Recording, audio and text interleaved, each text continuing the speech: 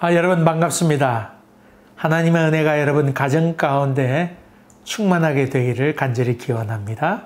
기도하겠습니다. 은혜로우신 아버지 하나님, 주의 말씀이 내 발에 등이 되게 하여 주시어서 살아가는 일에나 믿음 생활하는 일에 주님께서 밝히 비치는 빛이 되게 도와주시옵소서. 예수님 이름으로 기도하옵나이다. 아멘. 오늘 여러분과 같이 은혜 나눌 말씀은 창세기 14장으로 넘어갑니다. 14장 14절 16절 이렇게 봉독하겠습니다. 14절부터 16절까지입니다.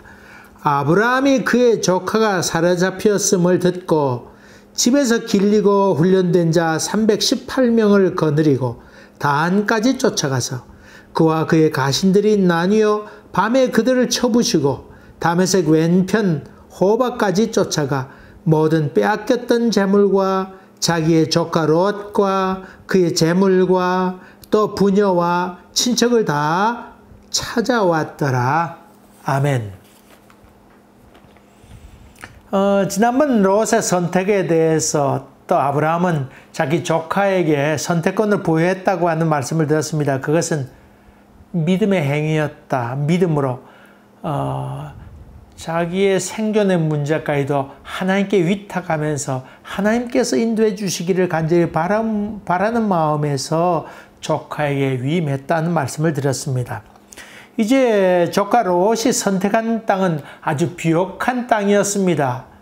비옥하다고 하는 말은 풀이다 많고 하는 것도 있지만은 사실 거기 소금이 많이 나는 곳이었는데 물질적으로 풍요로웠던 것인 것을 봅니다. 사막에 사는 사람들이 소금 안 먹을 수 있습니까? 그냥 모두 다 소금을 다 안 먹을 수 없는데 거기 그 소돔성에 있는 소금을 갖다가 각지로 다 팔아 나가게 되고 그리고 또 돌아와서 금으로 돈을 받고는 그것을 또 거기서 소금을 사가고 해서 이 소돔성, 이 롯이 선택한 땅은 상당히 사업적으로 또 모든 돈으로도 아주 풍족한 그런 땅이었던 것을 봅니다. 장사꾼들이 많이 왔다 갔다 하는 곳이니까 그런 것이고 뒤에 또 소돔성에 관한 얘기 나오겠습니다만 상당히 음란한 도시였다 이렇게 볼 수 있죠. 아프리카에 에이즈가 많이 퍼져가고 있는데 그 퍼져가는 장소가 특별히 어느 곳이냐면 트럭들이 지나가는 그런 곳이지요. 교통이 편리한 곳인데 거기 머물렀다 가면서 이 성적 관계를 맺게 되고 그렇게 해서 그런 그 에이즈가 자꾸 퍼지게 됩니다. 이 소돔성도 상당히 그런 그 물질적인 풍요가 이루어졌던 곳이지만은 그러나 아주 넉넉하고 풍요로워서 외세 침입의 가능성도 가장 많이 있던 곳이었다 볼 수 있지요. 돈이 많은데 다른 부족들이 가만 놔두겠습니까? 그것을 점령하려고 모의도 하고 했겠지요.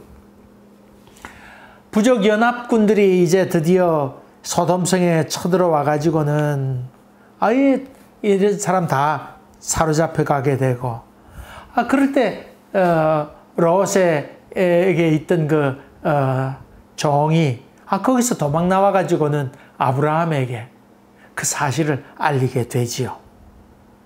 그때 그 아브라함이 준비한 자기가 자기가 길렀다 그런 말이 있는데 아브라함이 상당히 부자였다. 318명이라는 된 사람이 장정이 있었으니까 아주 부자였다고 하는 걸 볼 수 있죠. 그리고 무엇보다 다른 도움 없이 그가 자기가 키운 사람들을 데리고는 장정들을 데리고는 자기 조카 롯을 찾아 나서게 되는 장면이 나오게 됩니다. 그래서 아브라함이 그 조카 롯을 끝까지 찾아가서 모든 걸 다 회복시켜오는 그건 참 구해내는 아름다운 이야기가 오늘 봉독한 말씀입니다. 여러분 오늘 14장 창세기 14장에 있는 말씀은 매우 중요한 사건이지요. 중동에 있어서 문화적으로나 아니면 기독교의 어떤 신학적으로나 이 장면 아주 중요한 장면이라고 볼 수 있지요. 근데 여러분 이 이야기 아주 참 신나는 이야기고 재미있는 이야기입니다만은 이 본문의 이야기 금방 설명한 그 이야기가 아브라함과 조카 롯과의 관계에 있어서 깊은 가족 애를 얘기하고 있는 것일까요? 가족 간에 이런 그 끈끈한 정을 갖고 있다고 하는 것을 얘기하는 것일까요? 아니면 여러분, 아브라함이 그 믿음의 조상 아닙니까? 아브라함과 다윗의 자손, 아브라함과 다윗의 자손 예수 그리스도의 세계라 하듯이 이스라엘 사람들이 가장 중요하게 여겼던 믿음의 조상 아브라함의 무용담을 얘기하는 것일까요?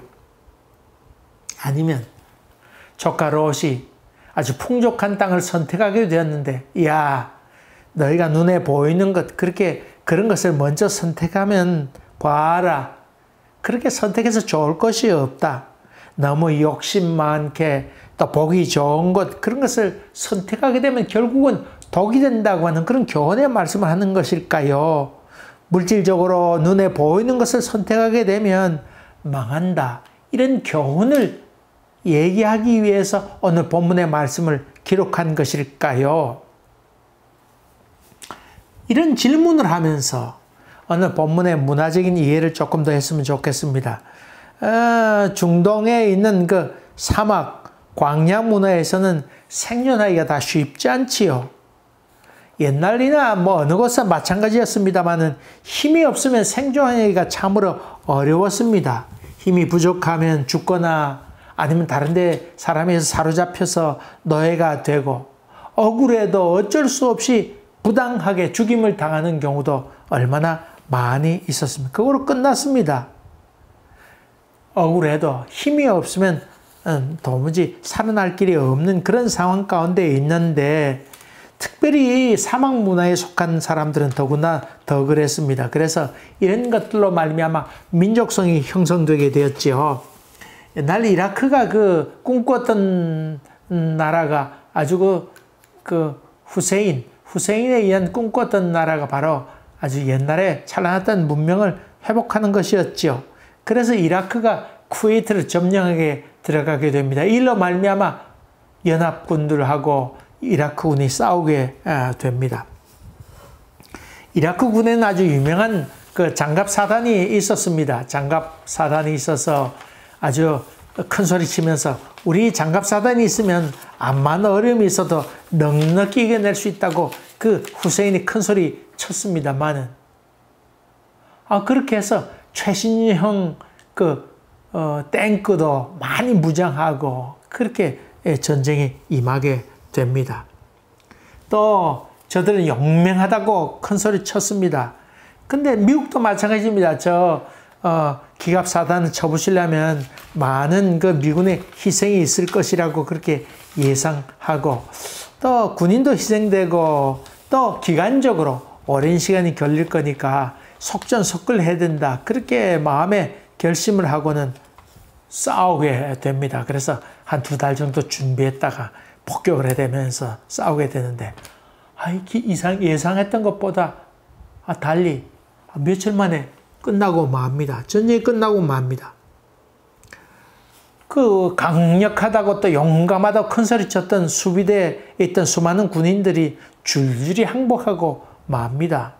처음엔 죽일 듯이 큰소리 빡빡 칩니다만은 상황이 어렵다 생각하면 당장 꼬리를 내리는 것이 사막 문화의 사람들의 특징입니다. 그 이유는 버텨봤자 사막에 그냥 모래밭에 시체로 아무 이름도 없이 사라질 뿐이라고 하는 것을 일찍 터득했기 때문에 어려움이 있으면 빨리 꼬리를 내리고 사는 것이 중요하다는 생각을 갖게 됐죠. 여러분, 일본 사람들이 늘 힘 있는 사람들의 편에 붙잖아요. 그 이유가 뭔 줄 아세요? 사무라이 문화 때문에 그렇습니다. 칼싸움에서 지면 그냥 죽어야 됩니다. 그래서 죽임을 당하는 것보다는 힘 있는데 붙어 있다가 조금이라도 힘 있는데 이길 것 같은데 붙어 있다가 거기서 목숨을 부지하는 게 좋겠다는 생각을 갖게 된 것이지요. 또 여러분 장인 정신 그러는데 다른 일 했다가는 이놈 반란 일으킬 놈이지. 그렇게 해서 죽임을 당할 수 있기 때문에 우동 파는 사람 우동만 파고 구두 깁는 사람 구두만 깁고 이 칼 맞는 사람 그것만 만들지 다른 것 절대로 어떻게 할 수 없는 상황이었던 것을 봅니다. 그렇게 해서 그런 그 정치적인, 사회적인, 문화적인 이런 배경이 민족성을 그렇게 만드는 것을 봅니다. 우리 한국 사람 같은 경우에는 그 싸우다가 패배하게 되면 저 북쪽으로 도망가도 되고 뭐 그런 도망갈 곳이 한반도니까 있지 않습니까? 일본 같은 경우에는 섬 위에 있으니까 도망갈 수도 없었잖아요. 근데 한국 사람은 도망갈 수도 있고 그럽니다. 그러니까 어떤 생각하냐면 임금님이 항복했지 뭐 우리가 항복했나? 이런 생각을 갖게 되지요. 그리고 또 우리는 졌다가도 또 이길 수 있다 생각합니다. 3~4번. 그러니까 가위바위보도 3번 해서 이겨야 승리한다고 생각합니다. 이런 점에서 우리 대한민국 사람들은 아주 끈기도 있고 아주 찔기지요. 찔깁니다. 그리고는 약자를 위해서 의협심도 있고 이런 그 문화가 형성되어 있습니다. 어쨌든 간에 살기 위해서는 태도를 빨리빨리 취해서 정리해야 되는 그런 상황이 있었는데 아브라함이 자기 살겠다고 자기 아내를 누이라고 속인 적도 있지 않습니까? 그것도 그런 이유였었습니다. 근데 또 한 가지 저들이 사는 방법 중에 한 가지는 이웃에 살고 있는 부족과의 계약 관계를 맺는 겁니다. 이런저런 부족과 또 자기보다 비슷한 부족이나 아니면 큰 부족과의 관계를 맺으면서 서로 돈을 주거니 받거니 이렇게 하면서 내가 만약 어려움 당하게 되면 당신들이 날 도와달라고. 그리고 당신들이 어렵게 되면 우리가 다 가서 도와줄 테니까 서로 이런 관계를 맺고 삽시다. 이것이 저들의 문화였습니다. 한 부족이 침략을 당하면 또 공격을 받아서 잡혀가게 되면 구해내고 재산도 다 찾아주도록 그렇게 관계를 맺는 것.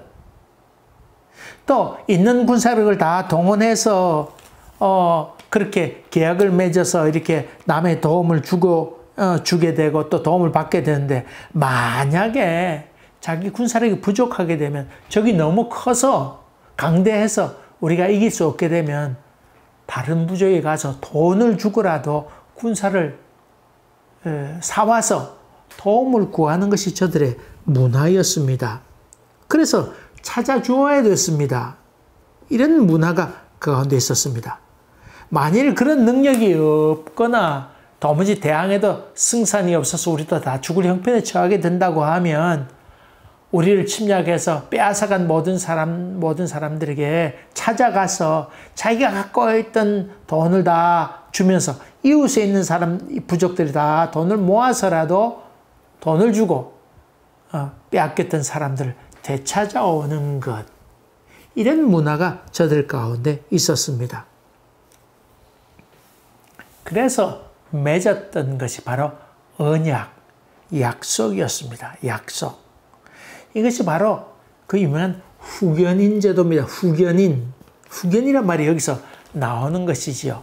여러분, 그 로마 캐톨릭 성당에 다니는 사람들은 세례받을 때 대부를 세우지요. 아니면 뭐 대모도 있습니다. 보니까 대부 이렇게 있는데 그 대모나 대부가 하는 역할이 바로 후견이라고 하는 그런 의미입니다.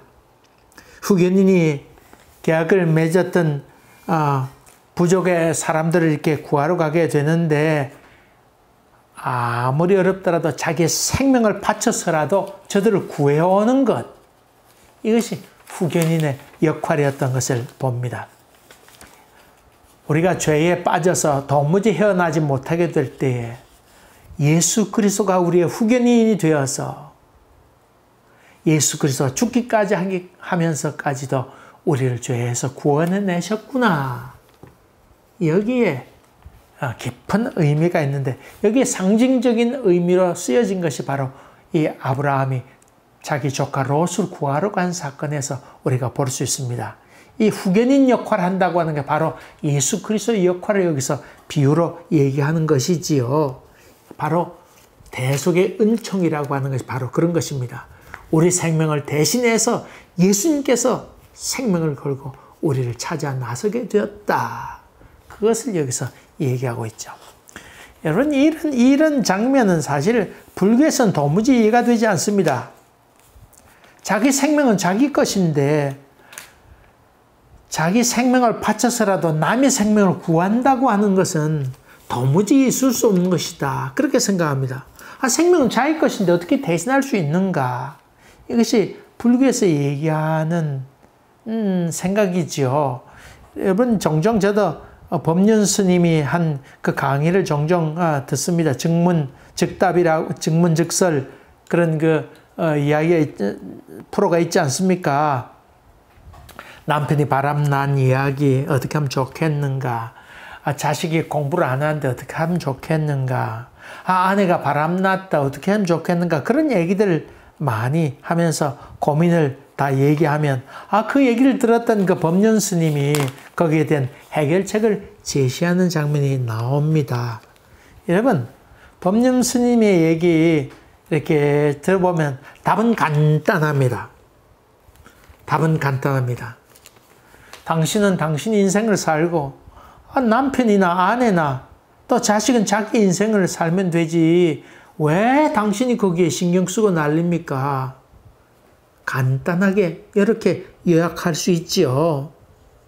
당신이 남에게 신경 쓸 거 없습니다.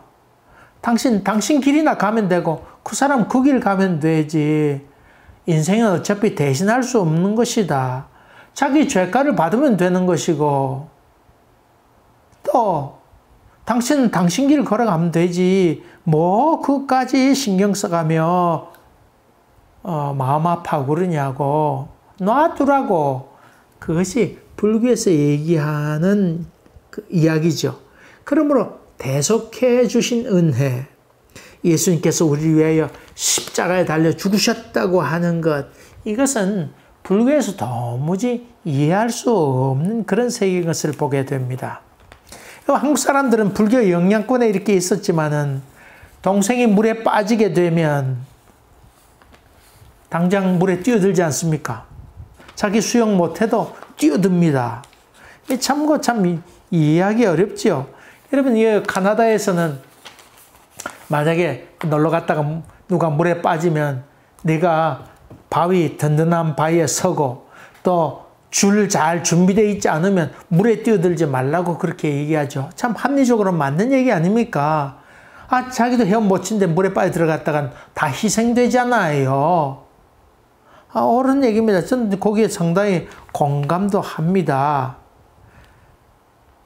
그래서 남을 위해서 자기 생명을 바친다고 하는 것은 쉽지 않은 결정입니다. 그런데 우리 한국 사람 마음 가운데는 그래도 그렇지 동생이 빠졌는데 뛰어들었다고 하는 이것이 이 성경에 나오는 생각하고 아주 맥이 통해서, 그래서 예수 믿는 사람이 많은 이유 중에 하나도 이런 국민적인 정서가, 민족적인 정서가 우리 가운데 있고, 이런 맥이 성경에 나오는 이야기와 우리 민족의 정서와 합하기 때문에, 그래서 예수 믿는 사람도 많다. 그래, 이 대속의 은총에 대해서 깊이 깨닫고 감사하고 찬양하고 신앙으로 돌아간 사람들이 많이 있다고 하는 것입니다. 참 그런 점에서는 우리 히브리 사람과 우리 민족이 아주 많이 비슷한 점이 있다, 그렇게 볼 수 있죠. 아브라함은 후견인 자격으로서 자기 생명을 바쳐서 조카 롯을 찾아 나서게 되고 모두 다 구해내고 회복시키는 사건이 나오게 됩니다. 아까 이야기한 것처럼 그 가족에 그것을 얘기하려고 한 것 아니고, 또 아브라함이 무용담을 지금 얘기하려고 하는 것 아니고, 이런 부족 간의 계약 관계 속에서 약속을 신실하게 이행하면서 이 아브라함이 후견인의 역할을 충실히 잘했고, 나중에 예수 그리스도 은총에까지 이어지는 얘기를 여기서 이야기하려고 하는 것입니다. 후견인 역할을 잘 하지 못하게 될 때에 소위 신용불량자로서 살게 되고 발붙일 곳이 없게 됩니다. 저 사람은 약속을 했지만 지키지 않았다는 그 이유 때문에 살아있어도 산 것이 아닌 그런 부족으로 낙인 찍히게 되지요. 그래서 저들은 죽고 살고 그 약속을 이행하게 됩니다. 예수님께서 우리를 구해내시고 자기 생명을 바쳐서까지도 우리를 구원해내신 그 은총을 깊이 생각한다고 하면 우리 참 이렇게 살아서 되지 않겠지요. 영원한 세계가 준비되어 있는데 그 세계에 주님께서 우리를 위하여 지옥불에 떨어질 수밖에 없는 우리를 구해내시고 영원한 세계를 약속하신 그 은총, 아브라함이 그 조카 롯을 구하기 위하여 생명까지 걸고 끝까지 가서 모든 것을 회복시켰던 것처럼 주님께서 우리의 모든 것을 회복시키셨구나. 이것을 믿음으로 고백하며 걸어가는 것. 그것이 은혜지요. 은혜. 주님께서 우리를 구원해내심에 대해서 깊은 감사, 깊은 깨달음이 여러분 가운데 충만하게 되어서 주님의 은총에 감사해 가고 찬양해 가고 또 그분을 전하는 귀한 일에 쓰임받는 귀한 일꾼이 되기를 주의 이름으로 간절히 기원합니다. 기도하겠습니다. 은혜로우신 아버지 하나님, 저희가 어떻게 스스로 구원을 받을 수 있겠나이까?